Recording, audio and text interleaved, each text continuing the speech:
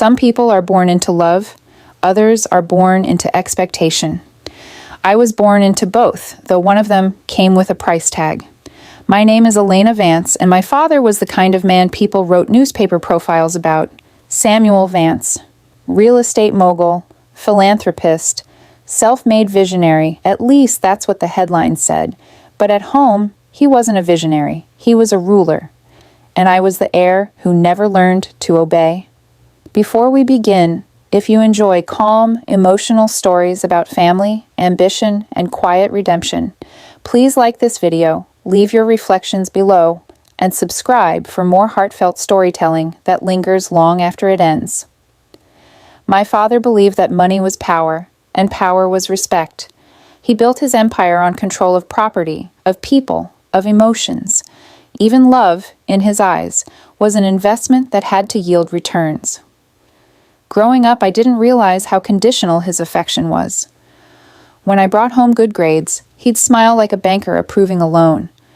When I cried, he'd frown and say, "Vances don't break down, Elena. We build. He built towers. I built walls." My mother passed when I was 12, a gentle woman who believed silence was safer than truth. When she died, Father never spoke of her again. He buried her name along with her memory. I was 15 when I first told him I wanted to study art.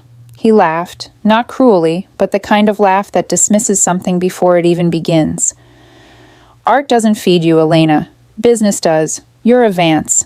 Don't embarrass the name." I remember those words because they never stopped echoing. Don't embarrass the name. Years passed, and I followed his script. I studied finance, worked at his company, dressed the way he liked, tailored, efficient, emotionless. I became the daughter he could present at charity galas, the one who smiled just right and spoke only when spoken to. But inside, I was suffocating.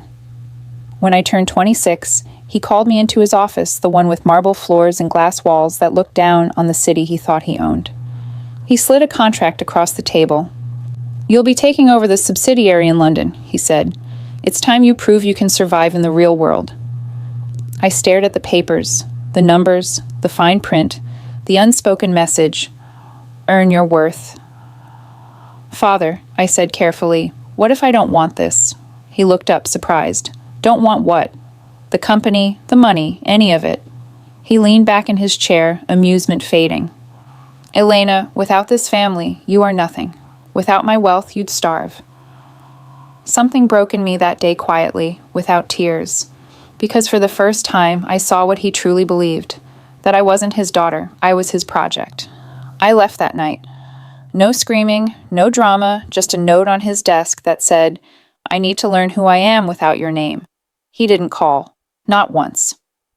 At first, I thought, I'd made a mistake. I went from penthouse dinners to rented rooms, from chauffeurs to buses. But every hardship stripped something false away. I learned to cook, to budget, to fail. I learned that worth isn't inherited, it's built quietly, like trust. I painted again. I worked part-time at a cafe. Then one afternoon, a woman saw my sketchbook and asked if she could buy a piece. It wasn't much a small portrait I'd done of a street musician, but she said it felt alive. I sold it for $20, and for the first time in my life, I felt rich. One painting became 2, then 10. I rented a tiny studio, and soon my art was being displayed at local galleries. People began recognizing my name not as Vance, but as Elena. Years passed, and I built a life that was entirely mine. Small, modest, but real. Then one morning, I received a call from a lawyer. My father had passed away.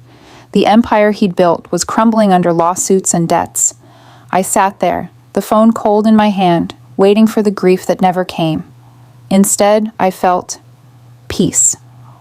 Because the man who once said I'd never survive without his wealth was gone, and I was still standing. And that's when I realized what I had to do next. I returned home after 7 years. The city skyline looked the same, glass towers, flashing billboards, and the echo of my father's name still imprinted on every corner. Vance.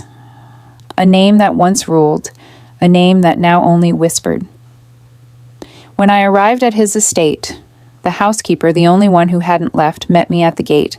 Her eyes were tired, her hands trembling as she handed me an envelope. "He wanted you to have this," she said softly. The envelope was unsealed, the handwriting unmistakably his firm, sharp, deliberate. "Elena, if you're reading this, I suppose pride has done what time could not. It's brought you home. Everything I built will crumble without me. The company, the name, none of them will survive. You perhaps will. But survival is not success. Remember this. Vances don't disappear. We endure." I folded the letter without finishing it, because the man who wrote it still didn't understand endurance and existence are not the same thing. I walked through the mansion that once felt like a museum of control marble floors polished to perfection, portraits of ancestors who never smiled. Every surface gleamed, but nothing felt alive.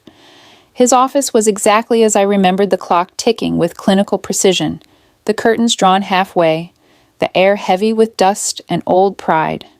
I sat in his chair. It didn't feel like power anymore. It felt like a monument to emptiness. That evening, the lawyer arrived to finalize the estate. "Mr. Vance left everything to you," he said. "The company, the assets, the holdings." I stared at the stack of documents before me. Everything to me. It would have been poetic if it weren't so ironic, the empire that once defined him, now mine to bury or revive. I didn't sign right away.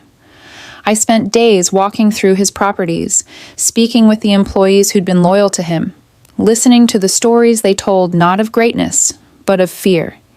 He had ruled through intimidation. His empire wasn't built on legacy, it was built on silence. And that's when I knew. I wouldn't continue what he started. I would rebuild it differently in my name, with my values. So I sold the mansion first. The press called it shocking. The Vance heiress gives up family estate.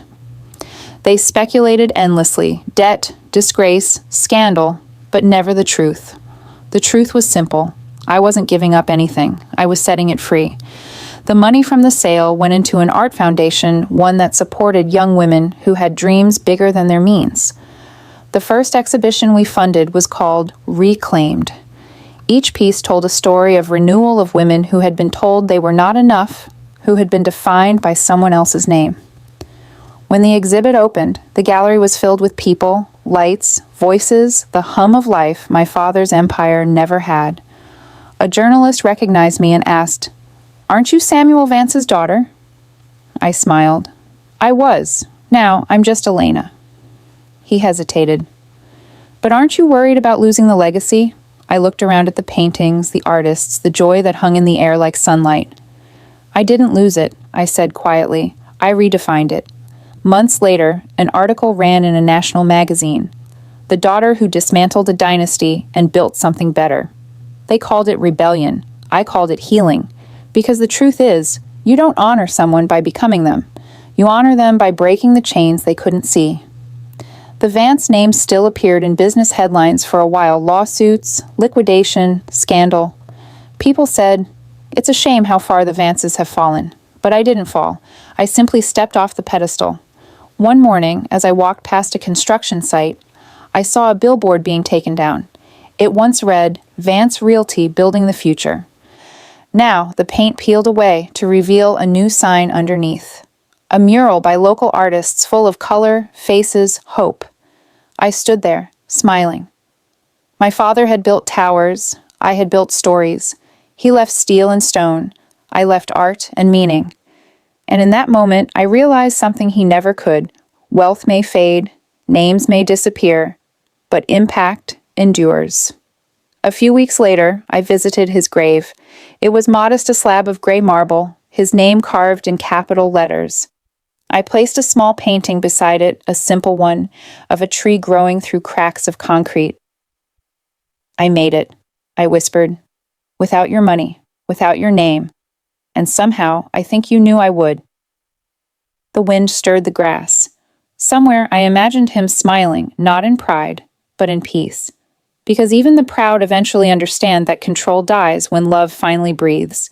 As I turned to leave, I whispered the words I wish I'd said when he was alive.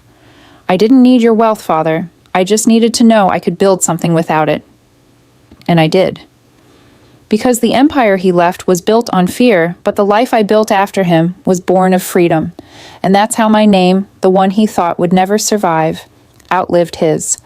If this story touched your heart, please like, comment, and subscribe for more calm, emotional stories, tales that remind us that real inheritance isn't in the wealth we receive, but in the courage we create.